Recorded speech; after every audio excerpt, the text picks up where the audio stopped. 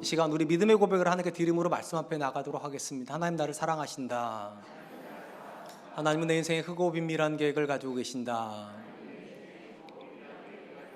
하나님은 오늘도 나와 동행하셔서 그 계획을 이루어 주신다. 아멘. 그렇게 될 줄로 믿습니다. 아멘. 성경이 말하고 있는 죄는 헬라어로 하마르티아라고 하는 단어입니다. 이 하마르티아라고 하는 단어는 목표에서 빗나갔다는 뜻을 가지고 있습니다. 그러니까 성경이 말하는 죄는 우리가 생각하는 것처럼 통상적으로 윤리적이나 도덕적으로 또는 관계적으로 어떤 문제가 있는 상태를 말하는 것이 아니라, 그런 문제가 아무리 없어도 하나님이 말씀하신 방향에서 빗나가 있으면 죄라는 것입니다. 우리가 알다시피 예수님께서 천국 복음을 전도하실 때 천국이 가까이 왔다라고 먼저 말씀하지 않으시고 그것보다 앞서서 뭐라고 말씀하셨는가? 회개하라고를 먼저 말씀하셨습니다. 성경에서 회개의 대상이 되는 존재들은 단순히 윤리적으로 또는 도덕적으로 빗나가 있는 존재가 아닙니다. 그들이 자기가 하나님의 말씀 방에서 빗나갔다고 인식을 해야지만 회개가 됩니다. 그러니까 자아인식이 없으면, 내가 잘못 살고 있다, 내가 하나님의 말씀에서 빗나가 있다라는 이 인식이 없으면 회개는 불가능합니다. 특별히 신약의 시대에 예수님께서 각 고을마다 가셔서 회개하라고 외쳤음에도 불구하고 유난히 한 부류의 사람들은 절대로 회개하지 않았습니다. 우리가 아는 바리새인들입니다. 그들은 아무리 예수님이 말씀을 해도 자기가 회개의 대상이라고 생각하지 않았습니다. 심지어 예수님보다 6개월 먼저 사역을 했던 세례 요한이 회개의 세례를 줄 때에도 유일하게 세례를 받지 않았던 사람들도 바로 바리새인들이었습니다. 왜 이들이 회개 세례를 받지도 않을 뿐만 아니라 회개하지도 않았을까? 이유는 간단합니다. 그들은 자기가 잘못 살고 있다고 인정하지 않았기 때문입니다. 이게 참 아이러니한 것이, 예수님께서 유일하게 화이또다 저주받을 자들이라고 계속해서 선고했던 사람들이 누구인가? 바리새인들이기 때문입니다. 굉장한 아이러니죠. 굉장한 괴리감이고요. 스스로는 굉장히 잘 살고 있다고 생각하지만 예수님은 그들을 향하여서 뭐라고 말하는가? 너희가 외식하고 있다, 잘못 살고 있다, 방향이 틀렸다, 그렇게 말하기 때문입니다. 그럼 도대체 왜 이런 괴리감이 생기는 걸까? 바리새인들의 삶을 들여다보면 이유를 알 수 있습니다. 그들은 하루에 3번씩 기도합니다. 정해진 시간에 늘 기도를 해요.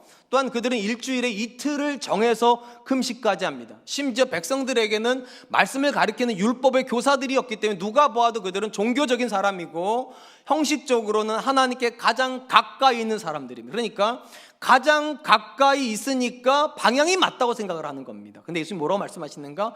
가까이 있어도 방향이 틀릴 수 있다는 겁니다. 우리는 굉장히 많은 경우에 교회가 얼마나 가까이인가, 우리가 얼마나 교회를 자주 가는가가 우리의 신앙의 전부일 거라고 생각하지만, 바리새인들은 우리에게 도전을 주는 것이 무엇인가? 가까이 있어도 방향이 틀리면 틀린 거라는 것입니다. 오늘 본문의 말씀은요, 탕자의 비유 중에 특별히 형과 관련된 비유입니다. 대부분의 탕자의 비유는요, 나갔던 둘째 아들에게 초점을 맞춰져 있지만, 오늘 보면 제가 여러 번 나누려고 하는 말씀은요, 탕자의 형과 관련이 있습니다. 왜 이 말씀을 나누려고 하는가 하면, 이 탕자의 형이 아버지와 가장 가까이 있지만 가장 아버지로부터 멀리 떨어져 있는, 어찌 보면 오늘날 교회 안에 있지만 하나님 안에 있지 않은 성도의 모습을 보여주는 굉장히 좋은 비유이기 때문입니다. 이 본문에서 탕자의 형이 등장하는 장면은 아버지가 돌아온 탕자 둘째 아들을 위해서 잔치를 배설하는 장면에서 시작이 됩니다. 본문 말씀 25절 27절입니다. 맏아들은 밭에 있다가 돌아와 집에 가까이 왔을 때 풍악과 춤추는 소리를 듣고 한 종을 불러 이 무슨 일인가 물은데, 대답하되 당신의 동생이 돌아왔으므로 당신의 아버지가 건강한 그를 다시 맞아들이게 됨으로 인하여 살진 송아지를 잡았나이다 하니, 이 비유에서 눈에 띄는 것은 아버지에게 있는 두 아들은 다 아버지가 있는 집으로 돌아오고 있는 중이었다는 것입니다. 작은 아들은 아버지의 재산을 다 탕진하고 회개하는 마음으로 아버지에게 돌아오고 있었고, 큰 아들은 아버지를 위해서 밭에 나가서 일을 하다가 돌아오고 있습니다. 중요한 건 두 아들이 다 돌아오고 있지만 둘째 아들만 아버지가 있는 집안으로 들어가게 되고, 큰 아들은 아버지 있는 집안으로 들어가지 않습니다. 마지막 비유가 끝날 때까지 큰 아들은 아버지의 집에 들어갔다고 기록되지 않습니다. 그러니까 실질적으로 아버지 입장에서 잃어버린 아들은 집안으로 돌아온 둘째 아들이 아니라 집안으로 들어오기를 거절하는, 아버지가 있는 공간으로 들어오기를 거절하고 있는 사실은 큰 아들인 것입니다. 어찌 보면 오늘날도 하나님께서 가장 많이 잃어버리고 있는 대상은 교회 안에 있는 사람들일 겁니다. 가까이 있기 때문에, 예배드리기 때문에 내가 하나님 안에 있다고 착각하는 거예요. 정확히 말씀드릴게요. 교회를 다니시는 거지 하나님 안에 있다는 개념은 다른 개념입니다. 큰아들은 아버지와 집을 공유하지만 아버지가 있는 그 집 안에는 지금 안 들어가려고 그렇게 하고 있기 때문입니다. 그렇다면 여러분, 왜 큰아들은 아버지가 있는 집 안으로 들어가지 않으려고 하는 것입니까? 예수님께서 그 이유를 이렇게 말씀하십니다. 28절 상반절입니다. 그가 노하여 들어가고자 하지 아니하거늘. 큰아들이 지금 화가 많이 나 있습니다. 누구에게요? 아버지에게요. 왜 아버지에게 화가 많이 나가 있는가? 둘째 아들이 아버지의 재산을 다 탕진하고 돌아왔으면 형의 기준으로는 내쳐야 되는데 그 아들을 받아준 것도 모자라서 잔치를 배설했다는, 그래서 아버지에게 엄청난 분노가 있습니다. 오늘 본문에서 우리가 하나님께 가까이 있는 것 같지만 실질적으로 하나님께 가장 멀리 떨어져 있는 사람들의 첫 번째 특징이 무엇인가? 그들은 자기를 주장하고 하나님께 분노한다는 것입니다. 자기를 주장하고 하나님께 분노합니다. 본문에 보면 큰아들이 아버지에게 분노하는 이유가 이렇게 기록이 되어 있습니다. 29절로 30절입니다. 아버지께 대답하여 이르되 내가 여러 해 아버지를 섬겨 명을 어김이 없거늘 내게는 염소 새끼라도 주어 나와 내 벗으로 즐기게 하신 일이 없더니 아버지의 살림을 창녀들과 함께 삼켜버린 이 아들이 돌아오매 이를 위하여 살진 송아지를 잡으셨나이다. 큰아들의 이야기는 이런 겁니다. 아버지가 살진 송아지를 잡아야 된다면, 그리고 잔치를 배설해 줘야 된다면 아버지를 위해서 일한 나여야지 어떻게 아버지의 재산을 다 까먹은 둘째 아들을 위해서 송아지를 잡을 수 있냐고. 심지어 아버지에게 이렇게 말합니다. 아버지가 언제 나한테 염소 새끼라도 잡아줘봤냐고. 근데 아버지의 잔치를 다 까먹은 이 아들이 돌아왔다고 살진 송아지를 잡아서 형이 분노하는 거예요. 아무리 생각을 해봐도 아버지가 하는 행동들이 이해가 안 되고 아버지는 틀렸다는 것입니다. 이 땅에 있는 교회 안에 모든 성도들이 같은 공간에서 예배하고 같은 설교를 듣는다고 해서 모든 사람들이 똑같이 사는 건 아니죠. 모든 사람들이 다 똑같이 하나님께 헌신하는 건 아닙니다. 어느 교회나 다 누구는 더 헌신하고 누구는 덜 헌신합니다. 누구는 더 많은 일에 에너지를 쏟지만 누구는 예배 드리는 것조차도 굉장히 버거워하는 사람들이 있습니다. 한 번만 생각해 보죠. 하나님께 열정적으로 예배 드리고 헌신하는 사람과 하나님께 그렇지 못한 사람 중에 누가 더 하나님께 상처받을까요? 확률적으로 누가 더 하나님께 더 많이 분노를 할 것 같습니까? 놀랍게도 하나님께 더 헌신하는 사람들입니다. 하나님께 무심하고 예배 드리는 것조차도 버거워하는 사람들은요, 하나님께 화내지 않아. 왜냐하면 기대치가 낮으니까요. 다 그런 건 아니지만 굉장히 많은 헌신적인 사람들은 하나님을 향한 보상의 개념이 있습니다. 기대가 있다는 거예요. 내가 이 정도 헌신하면 하나님이 나 알아주시겠지. 내가 이 정도 하나님께 정성을 들이면 하나님이 나한테도 은혜 주시겠지. 내가 원하는 일 이루어 주시겠지 하는데, 하나님이 보상을 해주면 문제가 안 벌어져요. 근데 많은 경우에 하나님께서 우리가 기대하는 보상을 안 주실 때 문제가 벌어집니다. 오늘 본문에서 큰아들이 왜 화가 납니까? 아버지가 늘 이 아들에게 보상을 해줬다면, 늘 살진 송아지를 잡아서 늘 잔치를 매설해 줬다면 덜 화났을 거예요. 근데 아버지는 자기가 그렇게 일을 하는데도 염소 새끼 한 마리도 안 주는데, 놀랍게도 보상받으면 안 되는 아들인 작은 아들이 돌아왔을 때는 살진 송아지를 잡았다는 게 화가 나는 거예요. 나는 아버지를 위해서 그렇게 뼈 빠지게 일을 했는데 왜 하나님은 나한테, 왜 내 아버지는 나한테 그렇게 해주지 않나? 특별히 본문에 보면 아들이 아버지를 향해서 분노하면서 했던 표현 중에 이런 말이 나옵니다. 내가 여러 해 아버지를 섬겼다. 내가 여러 해 동안 아버지를 섬겼더니, 이렇게 나오는데 우리 성경에 섬겼다라고 번역된 단어의 헬라어는요, 둘류오란 단어입니다. 둘류오란 단어는 우리에게 굉장히 친숙한 헬라어인 둘로스, 종이란 뜻입니다. 여기서 나온 동사형이에요. 그러니까 이 아들은요, 아들인데도, 그리고 그 집안에 많은 종들이 있는데 얼마든지 종들에게 나가가지고 일 시킬 수도 있는데 종들만 나가서 일한 것이 아니라 아들인 이 큰아들도 같이 나가서 종처럼 일했다는 거예요.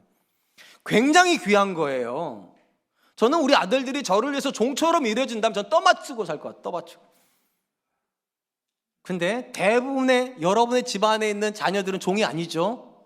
상전이잖아요. 앉아서 밥 해내라, 물 해라. 우리 아들들 보면 이래요. 엄마 보고 이래요. 밥 다 차리고 부르래요. 꼭. 먼저 불렀다고 화를 내더라고요. 왜 안 틀어놓고 부르냐고. 엄마는 네가 젓가락도 좀 놓고 숟가락도 좀 놓고 물도 좀 떠놓고 이러라 부르는데 아니 엄마 안 된대. 게임 할 테니까 다 차려놓으면 부르래요. 상전도 이런 상전이 없죠. 그런 것 같으면 놓고 보면 이 큰아들은 훌륭해요. 자기가 아버지를 위해서 종처럼 일을 했대요. 종처럼 일했던 게 나쁜 게 아니에요. 왜 나쁘냐? 종처럼 일하고 그것 때문에 아버지께 분노하니까. 나는 이렇게 열심히 사는데 왜 아버지는 그렇게 안 해주냐고 나한테. 여러분, 우리가 하나님께 헌신한 게 나쁜 게 아닙니다. 헌신하고 주장하니까 나쁜 거예요. 하나님께 헌신하고 자기의 의로 똘똘 충만해져 가지고 하나님 판단하고 하나님을 향하여서 분노하니까 그게 문제가 되는 것이죠. 큰아들과 같이 하나님께 헌신하고 하나님을 향하여서 마음이 불편해지고 분노하는 사람들의 공통적인 특징은 무엇인가? 그들 안에 공로주의가 있어요. 공로주의가요. 내가 이 정도 일을 했으면 나는 특별한 존재이고 특별한 존재이니까 하나님께 특별한 대우를 받아야 된다고, 성도들에게 특별한 대우를 받아야 된다고, 그러면서 주장이 시작되는 거예요. 하나님을 향하여서도 하나님 내가 이 정도 했으면 하나님 나한테 이러시면 안 되는 거죠. 성도들을 향하여서도 내가 이 정도 헌신했으면 내 수고를 알아줘야지. 자기를 주장하는 사람들이 반드시 나옵니다. 그렇다면 여러분 한 번만 생각해 보죠. 작은 아들이 아버지 집을 떠나서 바깥에 나서 허랑방탕하게 삽니다. 그러면 여러분 이 아들은 왜 집을 떠났을까요? 답은 간단해요. 집에 있으면 형처럼 살아야 될 것 같으니까. 형이 어떻게 살았습니까? 아버지를 위해서 종처럼 일하잖아요. 그러니까 자기는 아버지를 위해서 살고 싶은 게 아니라 내 인생을 살고 싶은 거예요. 내 인생을요. 그러니까 작은 아들의 인생에는 아버지가 없습니다. 아버지가 어떻게 되든 상관이 없는 거예요. 나만 잘 되면 돼요. 그래서 둘째 아들은 나가요. 오늘날로 말하면 교회 바깥에 있는 사람들입니다. 하나님이 어떻게 되든 말든 나만 행복하면 되지. 교회 바깥에 있는 사람들이에요. 그러면 교회 안에 있는 형은 정말로 하나님을 위해서, 아버지를 위해서 살았을까? 말은 이렇게 말했어요. 내가 아버지를 위하여 여러 해 동안 섬겼거늘, 이렇게 되어 있어요. 그러니까 말로는 분명히 형은 아버지를 위해서 살았어요. 근데 여러분 잘 들여다보세요. 형이 아버지를 위해서 살았다면 아버지의 즐거움이 내 즐거움이어야 돼요. 아버지를 살았다면. 그런 거잖아요. 아버지를 위해서라면 나는 아무 상관이 없어야 되는 거예요. 아버지가 기쁘면 나도 기뻐요. 그래야 되는 거잖아요. 저는 자녀를 키워보면서 그런 걸 참 많이 느꼈어요. 뭐뭐를 위한다는 게 어떤 건지. 저는 우리 아들들이 기쁘면 그걸로 괜찮던데요. 저는 제가 선물을 못 받아도 제가 우리 아들한테 선물해 주면 그걸로 기쁘던데, 네가 기쁘니까 나도 기쁘다. 이게 뭐뭐를 위한다는 거예요. 근데 이 본문을 잘 보세요. 아버지를 위해서 일을 해놓고서는 아버지가 화를 내요. 그럼 이게 아버지를 위한 거예요? 그리고 왜 화를 낸 겁니까? 아버지가 자기한테 보상을 안 해줘서. 그러니까 이 큰아들은요, 왜 아버지를 위해서 살았는가? 아버지의 보상을 기대하고요. 그 말은 아버지를 위해서 산 게 아니에요. 여전히 이 큰형도 자기를 위해서 산 거예요. 말만, 형식만 아버지를 위한 거지만 궁극적으로 원하는 건 내가 만족하는 거고, 내가 더 갖는 거고, 내가 누리는 거예요. 모양은 똑같아요. 교회 안에 있는 굉장히 많은 성도들도 이렇게 합니다. 예배는 하나님께 드린다 하지만 궁극적으로 원하는 거 복 받는 거예요. 하나님께 드린 거 아니에요. 내가 받는 거예요. 말은 하나님을 위한다고 하지만 궁극적으로 다 모든 것의 중심에는 내가 잘 되는 게 들어가 있다면 여러분 큰아들이에요. 하나님의 즐거움이 목적이 아니라 내가 즐겁고 하나님의 영광이 목적이 아니라 내가 행복한 거라면 큰아들이에요. 하나님께로 돌아가야 되는 큰아들인 겁니다.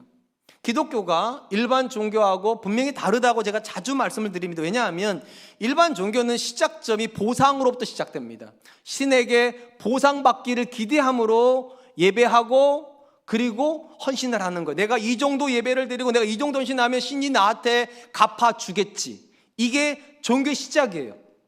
그럼 기독교는 왜 종교가 아닌가? 기독교는 보상의 출발점이 아니라 은혜가 출발점이에요. 하나님이 이미 내게 은혜를 베풀어 주셨다. 어떤 은혜요? 하나님이 내 아버지 되어 주신 거예요. 반드시 기억하세요. 기독교의 보상의 최상은요, 하나님이세요. 하나님이 주시는 무언가가 우리의 보상이 아니라 이미 하나님이 내 아버지 되신 게 그게 보상이에요.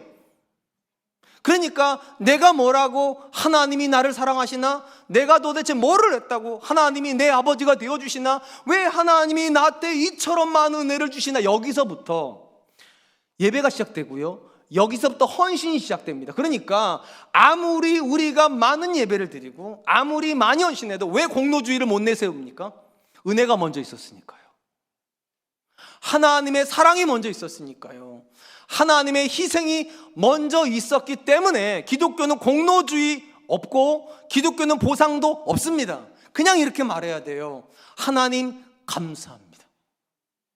하나님이 계셔서 내가 있었습니다.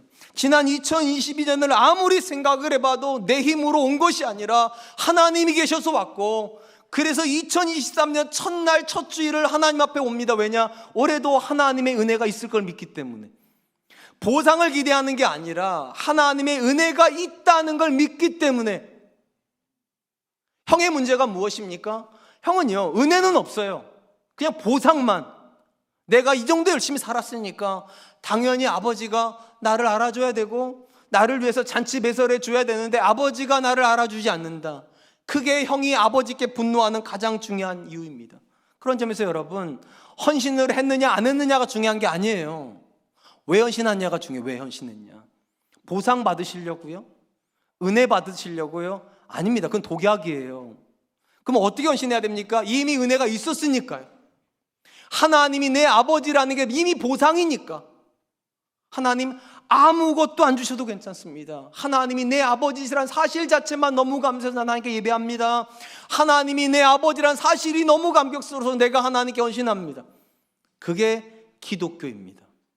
그 고백이 있어야 우리는 큰아들의 자리에서 돌아설 수 있고 그리고 하나님께로 돌아갈 수 있습니다.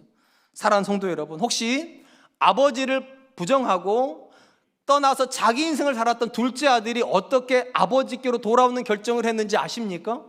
성경은 이렇게 기록을 합니다. 누가복음 15장 17절. 이에 스스로 돌이켜 이르되 내 아버지에게는 양식이 풍족한 품꾼이 얼마나 많은가, 나는 여기서 추려 죽는구나. 작은 아들이 아버지를 떠나서 자기 인생을 삽니다. 밑바닥까지 내려갑니다. 아무리 노력을 해도 이제는 배를 채울 수 없는 그 지점에 돌아가자 불현듯 깨닫는 게 하나가 있어요. 내 아버지 집에 있었던 그 모든 종들은 얼마나 풍족한가. 무슨 말인가 하면 아버지 집에 있을 때는요, 아버지가 해주는 모든 것들이 당연한 줄 알았는데 아버지를 떠나보니까 자기가 집에서 누렸던 모든 게 은혜라는 걸 깨닫게 된 거예요. 모든 게 은혜였구나. 내가 잘나서 산 게 아니라 아버지의 은혜가 있어서 살았구나. 은혜가 살자 둘째 아들이 돌아옵니다. 이건 지금도 똑같아요. 어떤 사람이 하나님께 돌아와서 어떤 사람이 하나님께 더 뜨겁게 헌신하는가, 보상이 살아서가 아니라 내가 살고 있는 모든 날이 은혜구나, 이게 믿어지는 사람이요.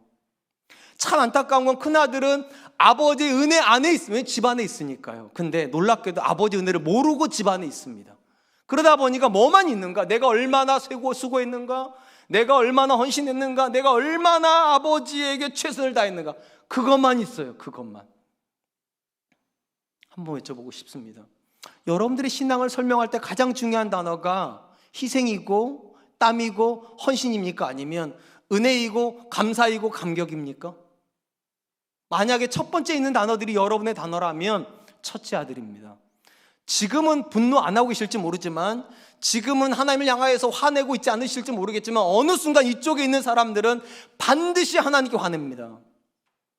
이쪽에 있는 사람만 어떤 상황에서도 여전히 은혜를 기대하고요, 여전히 하나님께 감격하고요, 여전히 하나님께 감사할 수 있습니다. 저는 바라기는 저와 여러분들이 큰아들의 자리, 자기를 주장하는 자리에서 은혜의 자리로 옮겨오실 수 있기를 주님의 이름으로 축원드립니다.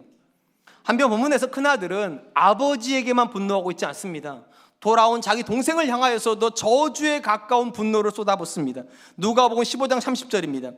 아버지의 살림을 창녀들과 함께 삼켜버린 이 아들이 돌아오매 이를 위하여 살진 송아지를 잡으셨나이다. 잘 들어보세요. 이 큰아들에게 둘째 아들은 동생이에요. 그러면 내 동생이 돌아왔다 이렇게 표현을 해야 되는데, 본문에서 이 큰아들은 동생을 어떻게 말하는가? 이 아들입니다. 우리 성경엔 이 아들로 번역이 되어 있지만 헬라 원문을 정확히 뭐냐면 당신의 아들입니다. 무슨 말인가 하면 지금 이 둘 큰아들은요, 이 동생을요, 자기 관점에서 보고 있는 게 아니에요. 나하고는 아무 상관없는 사람, 아버지 관점에서는 아들이지 나한테는 아무 상관없는 사람이에요. 왜냐하면 이 아들은 창기와 함께 재산을 다 까먹어버린 극악무도한 죄인이라는 거예요. 그러니까 아버지에게는 아들이지 내게는 아들일 수 없고 내게는 동생일 수도 없다는 거예요. 여기서 우리가 하나님께 가까이 있는 듯이 보이지만 가장 하나님께 멀어져 있는 사람의 두 번째 특징을 보게 됩니다. 그들은 끊임없이 다른 사람을 판단하고 정죄합니다. 왜 그렇게 못 살아? 왜 곧다구로 살아? 왜 그렇게 형편이 없어? 끊임없이 사람들을 판단하고 정죄하고 계시다면 우리는 하나님 곁에 있을 수는 있어도 하나님 안에 있는 사람은 아닙니다. 이 사람들은요, 자기 의로움이 너무 충만해요. 다 다른 사람들은 하찮아 보여요. 본문을 잘 보세요. 이 큰아들은요, 아버지 앞에서 자기하고 동생을 비교해요. 어떻게 비교합니까? 자기는 아버지로서 종처럼 최선을 다한 사람이고 내 동생, 당신의 아들은 당신의 재산을 다 까먹은 존재. 나는 당신에게 이로운 존재라면 동생은 당신에게 해로운 존재. 느낌이 이런 거예요. 아버지가 오늘날까지 이렇게 편안하게 산 게 누구 때문인 줄 아십니까? 나 때문이잖아요. 뜨거워도 차가워도 매일같이 나가서 내가 손해를 감수하고 희생을 감수하고 내가 열심히 살아서 아버지가 이렇게 편안하게 살고 있는 거 아니냐고, 이런 생각이 있으니까 아버지에게는 분노를, 동생한테는 저주를 쏟아붓는 겁니다. 매사가 판단이고 매사가 정죄예요. 바로크 시대에 가장 위대한 거장 중에 한 사람이 렘브란트입니다. 이 렘브란트가 그린 그림 중에 돌아온 탕자라는 그림이 있어요. 추천드리는 건 집에 가서 꼭 찾아보세요. 왜냐하면 제가 이제부터 그림을 설명할 건데 보여드리고 싶지만 보여드릴 수가 없어서 집에 가서 찾아보라고 말씀드리는 거예요. 이 렘브란트를 설명하는 표현이 하나가 있어요. 무슨 화가예요. 렘브란트는 어떤 화가입니까? 빛의 화가예요. 빛의 화가. 무슨 말인가 하면 렘브란트는 명암을 가지고서 그림을 구성을 하고 명암을 가지고 스토리를 전달한다는 겁니다. 돌아온 탕자에도 빛과 어둠을 가지고 구성이 되어 있고 거기서 스토리가 파생이 됩니다. 빛의 정중앙에는 아버지가 있습니다. 그리고 그 빛의 진원지에서 빛이 쏟아지는 사람이 있어요. 아버지 앞에 무릎을 꿇고 아버지 허리를 감싸고 있는 둘째 아들입니다. 아버지의 빛이 이 아들에게, 둘째 아들에게 다 쏟아집니다. 그리고 그 배경으로 3명의 사람이 서 있습니다. 집에 가서 꼭 찾아보세요. 누가 그렸다고요? 렘브란트가요. 이름이 뭐라고요? 도란 탕자예요. 3명의 사람이 있어요. 제가 질문 드릴게요. 그 3명의 사람 중에 첫째 아들은 누구였을까요? 거기에 태그가 이렇게 써져 있죠. 그죠? 첫째 아들, 지나가는 사람 1, 지나가는 사람 2, 이렇게 돼 있지 않아요. 그냥 그림인데 누가 봐도 이 사람이 첫째 아들이겠구나 알 수 있어요. 어떻게 알 수 있는가? 아버지의 빛이 한 사람에게만 반사돼서 가요. 나머지 2사람은 어둠 속에 있고 한 사람에게만 빛이 가요. 당연히 그 아들이 첫째 아들이에요. 이 첫째 아들인데 빛이 가는데 여기에다가도 이 렘브란트가 음영을 처리를 해놨어요. 왼손에는 빛이 들어와요. 오른손은 어두워요. 더 중요한 건 어두운 오른손이 왼손을 붙잡고 있어요. 이렇게요. 무슨 말인가 하면 그 그림 속에서 빛이 들어와 있는 모든 존재는요, 안고 있어요. 서로를 이렇게요. 빛이 있는 모든 존재는. 그러니까 당연히 아들에게도 빛이 들어갔기 때문에 이 왼손은 그 동생을 안아줘야 되는데 오른손이 못 안게 붙잡고 있다는, 어두운 손이요. 그 이 어두운 손은 뭐냐는 거예요. 공로주의요. 내가 너보다 낫다. 너는 왜 그렇게 사냐? 왜 이렇게 형편없이 사냐? 왜 아버지의 재산을 가져다가 음녀들과 다 까먹었냐? 너는 형편없다. 이 마음이 있으면 못 안아준다는 거예요. 못 안아줘요. 더 중요한 건 이 그림에서 딱 한 사람은 유일하게 꼿꼿이 서 있어요. 큰아들이에요. 이 한 사람은 꼿꼿이 서 있어요. 그리고 고개를 내려다보고 있어요. 뭐 하는 겁니까? 정죄하고 있는 거예요. 집에 가서 꼭 찾아보세요. 현상적으로 보면 분명히 큰아들은 작은 아들보다 낫습니다. 왜냐하면 작은 아들은 아버지의 재산을 가져서 다 까먹었지만 큰아들은 아버지의 재산을 유지할 뿐만 아니라 증식시키고 있잖아요. 나가서 아버지를 일하니까 굉장히 현상적으로 보면 큰아들은 작은 아들보다 나은 존재가 맞아요. 그러면 큰아들이 작은 존재보다 낫기 때문에 큰아들은 작은 존재를 정죄해도 됩니까? 일단 제가 말씀드릴게요. 만약에 큰아들이 아버지의 은혜가 없이 혼자서 그렇게 살았다면 정죄해도 됩니다. 근데 렘브란트 그림 특징이 뭐라고요? 아버지의 빛이 큰아들에게도 비춰지고 있어요. 아버지의 은혜가 있어서 그 아들이 그 자리에 있다는 겁니다. 쉽게 말하면 아버지가 이후에 이렇게 말해요. 큰아들한테, 얘 너는 항상 나와 함께 있었거니와. 쉽게 말하면 큰아들이 어떻게 그렇게 살 수 있었는가? 아버지의 은혜가 있어서요. 아버지라는 울타리가 있었기 때문에 돌아올 수 있는 집이 있었던 거고요. 아버지라는 울타리가 있었기 때문에 집에 오면 쉴 수도 있었던 것이고요. 아버지라는 울타리가 있었기 때문에 자기가 원하면 원하는 일을 할 수가 있었던 거지. 아버지 없이 이 큰아들이 존재할 수 없어요. 근데도 놀랍게도 이 큰아들은 아버지가 없이 자기가 마치 모든 걸 했다는 듯이 정죄합니다. 판단합니다. 적어도 저와 여러분들이 성도가 되었다는 의미는요, 우리가 하나님의 은혜의 울타리 안으로 들어갔다는 거예요. 우리는 은혜 안에 있는 사람입니다. 그 말은 또 이런 뜻이 됩니다. 우리가 은혜 안에 있어서 무언가 선한 일을 했다면, 우리가 무언가 다른 사람보다 조금 더 나은 존재가 되었다면 그건 우리 때문이 아니라는 거예요. 하나님 때문이에요. 하나님 때문이에요. 그러면 하나님 때문에 우리가 다른 존재보다 조금이라도 나아졌다면 우리는 다른 사람을 판단할 수 없어요. 그리고 어떻게 해야 됩니까? 오히려 우리 위해서 기도해 줘야 돼. 왜냐? 내가 나된 것이 하나님의 은혜라면, 그래서 다른 존재보다 나아졌다면, 그들에게도 은혜가 있으면 그들도 좋아지지 않겠습니까? 그들도 새로워지지 않겠습니까? 근데 우리는 그렇게 생각 안 한단 말이에요. 자꾸만요. 교회 안에 있는데도 은혜라는 단어보다 땀이 중요한 사람들이 있어요. 땀이 중요한 사람들이요. 노력이 중요한 사람들이 있어요. 최선이 중요한 사람들이 있어요. 은혜가 중요하지 않고. 제가 이 설교를 다 쓰고 신열 설교니까 의미가 있잖아요. 그래서 제한테 한번 읽어달라고 그랬어요. 근데 제한 첫 번째 말하더라고. 여보, 렘브란트 그림 한 번만 보고 싶네? 그래서 보여줬어요, 제가요. 그 다음에 이 설교 이 부분 읽더니 이런 얘기를 해요. 여보, 당신 얘기 썼네? 무슨 말이냐면, 제가 예전에 그랬어요. 설교를 할 때 은혜를 그렇게 강조해놓고 집에 가서는 땀은 배신하지 않는다. 왜 그따구로 사냐? 울며 씨를 뿌리고 아야 기쁨으로 단을 거두온다고 그랬는데 왜 안 울고 왜 최선을 다 안 하냐? 제가 늘 우리 아들들을 붙잡고요, 정죄했어요. 아빠가 얼마나 열심히 사는 줄 아냐? 니네가 아빠의 희생을 안다면 그렇게 살면 안 돼. 제 아내들을 향해서도 제가 얼마나 많은 정죄를 했는지 몰라요.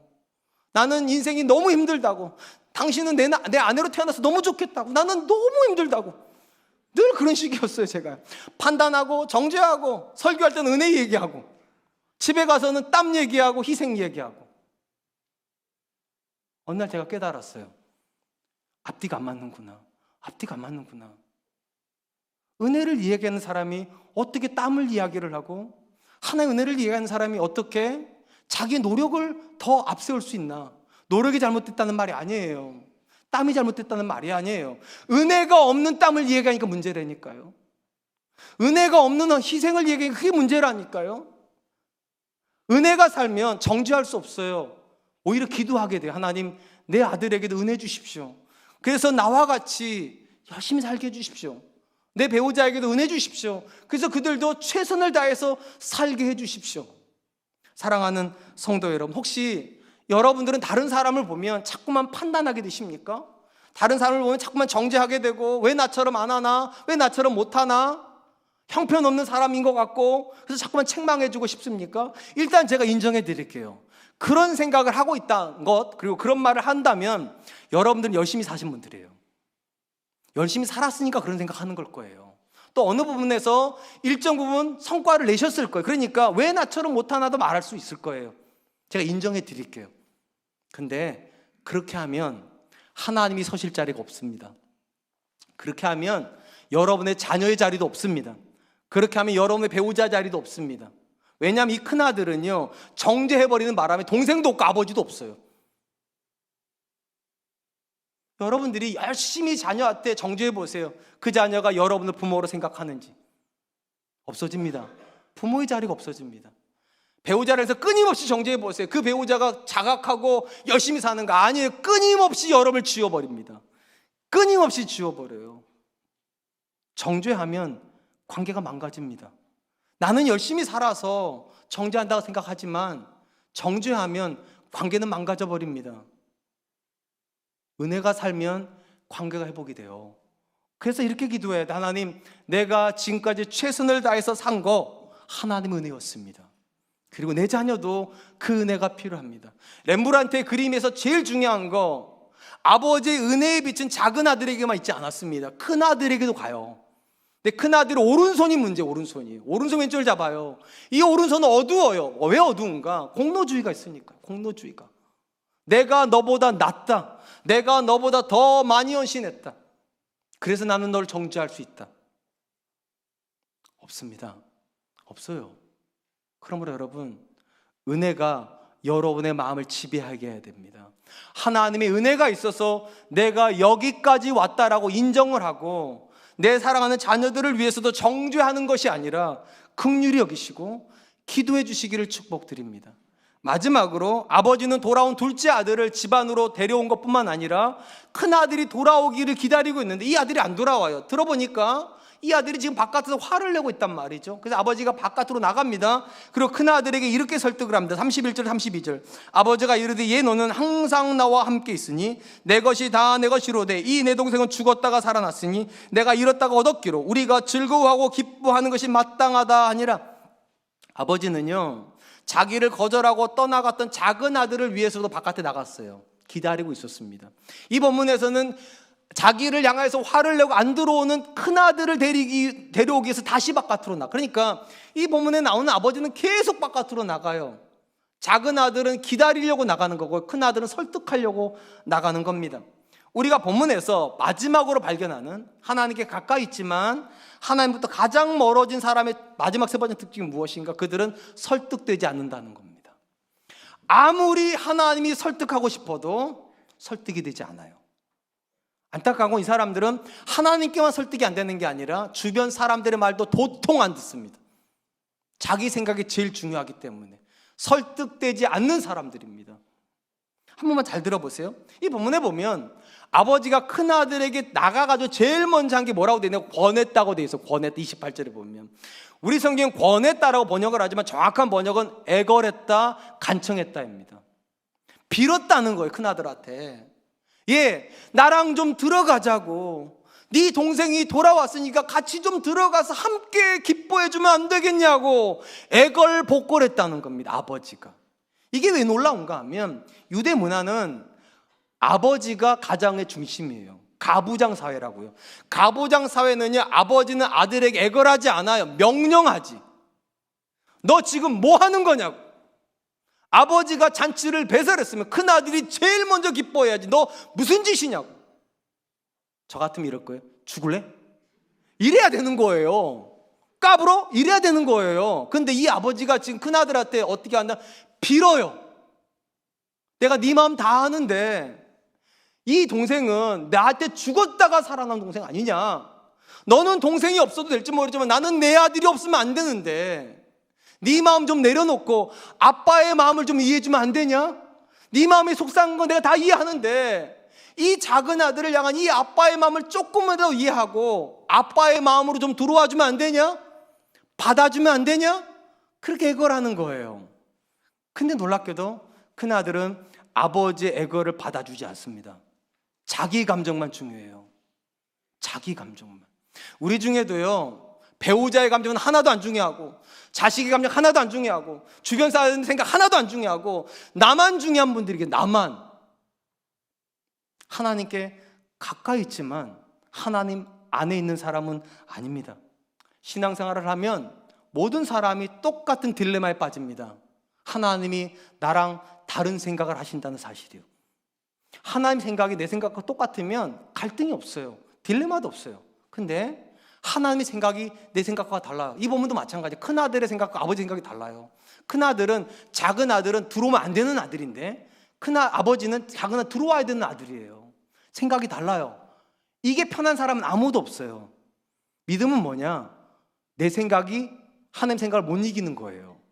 내 생각이 하나님의 생각을 못 이기는 게 믿음입니다.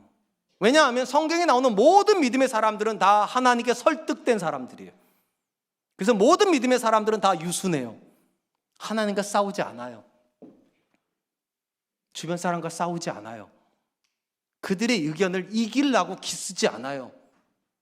주여 말씀하옵소서, 주의 종이 듣겠나이다지. 주님, 동의 못하겠다고. 나는 그렇게 생각 안 한다고. 제가 정말 혈기가 왕성했을 때 제일 많이 썼던 말이 뭔지 아세요? 나는 그렇게 생각 안 해. 제 아들이 아무리 저한테 말해도 너는 그렇게 생각할지 몰라도 아빠는 그렇게 생각 안 해. 제 아내가 아무리 말을 해도 쓸데없는 소리 한다고. 나는 그렇게 생각 안 한다고. 제가 그랬어요. 다른 사람의 생각 하나도 중요하지 않고, 심지어 설교를 하지만, 말은 그렇게 하지만 내 마음은 하나님의 말씀에 동의가 안 되는 때가 굉장히 많았어요. 유순하지 못한 거죠. 근데 믿음의 관점에서 모든 믿음이 성숙한 사람들 다 유순한 사람들이었습니다. 모세 유순한 사람이었습니다. 다윗 유순한 사람이었습니다.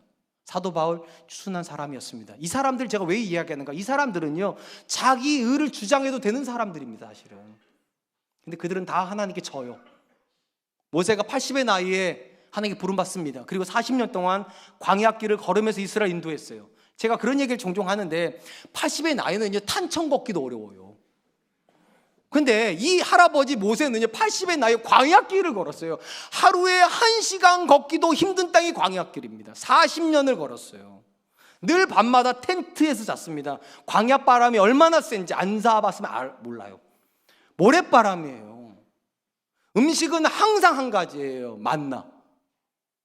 아무리 생각을 해봐도 40년을 이 정도 고생을 했으면 공로가 있을 수밖에 없지 않습니까? 딱 하나 때문에 참은 거예요.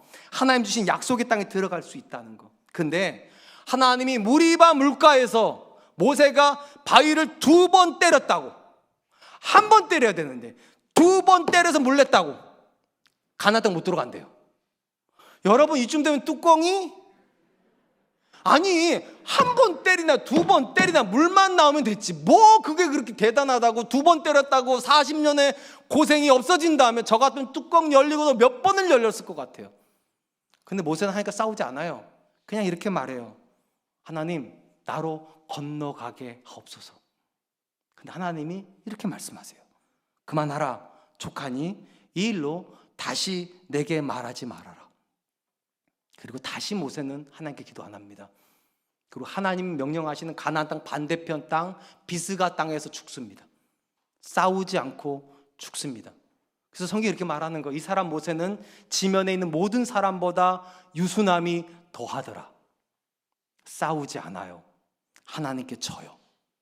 다윗 10년 동안 광야에서 사울에게 쫓겨다닙니다. 그리고 하나님 은혜로 이스라엘 왕이 되었습니다. 그가 궁전에서 편안하게 살다가 어느 날 불현듯 깨닫은 게 하나가 있어요. 나는 이렇게 좋은 백향목궁에 있는데 하나님의 저는 천막 가운데 있다고.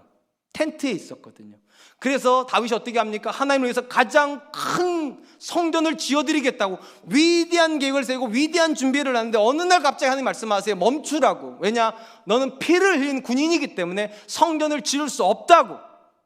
여러분, 나쁜 계획을 하고 있는 게 아니라 선한 계획을 하려고 하는데 하나님이 안 된대요. 이쯤 되면 뚜껑이 또 열려야 되잖아요. 이게 당연한 거 아니에요? 좋은 일 하려고 하는데. 근데 다윗은 바로 멈춥니다. 그리고 하나님 말씀하세요. 내가 너가 아니라 너의 아들의 손에서 받겠다고. 마지막 사람 사도 바울입니다.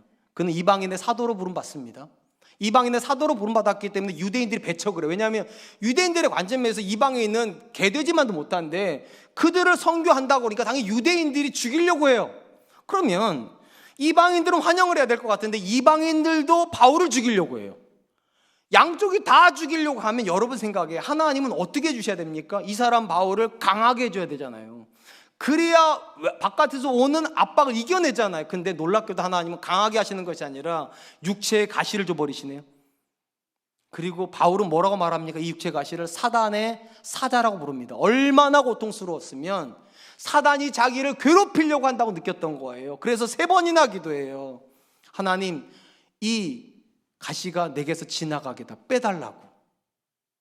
근데 하나님 뭐라고 말씀하신 줄 아세요? 내 은혜가 내게 족하다. 이는 내 능력이 약한 데서 온전해집니다. 여러분, 아픈 거는 바울인데 하나님이 괜찮대요. 내가 아픈데. 동의가 안 되세요? 제 아내가 옆에서 막 콜록콜록하고 네 아파 죽겠는데 제가 이렇게 말하면 괜찮아 뭐 그따위로 그러냐고. 그럼 여러분 화딱지 나겠어 안 나겠어요? 내가 아픈데 내가 괜찮다고 말해야지. 나는 안 괜찮아서 빼달라는데 하나님이 괜찮대. 하나님이. 그럼 뚜껑이 좀 해보세요. 뚜껑이 열려야 되잖아요. 이게 나는 아파 죽겠는데.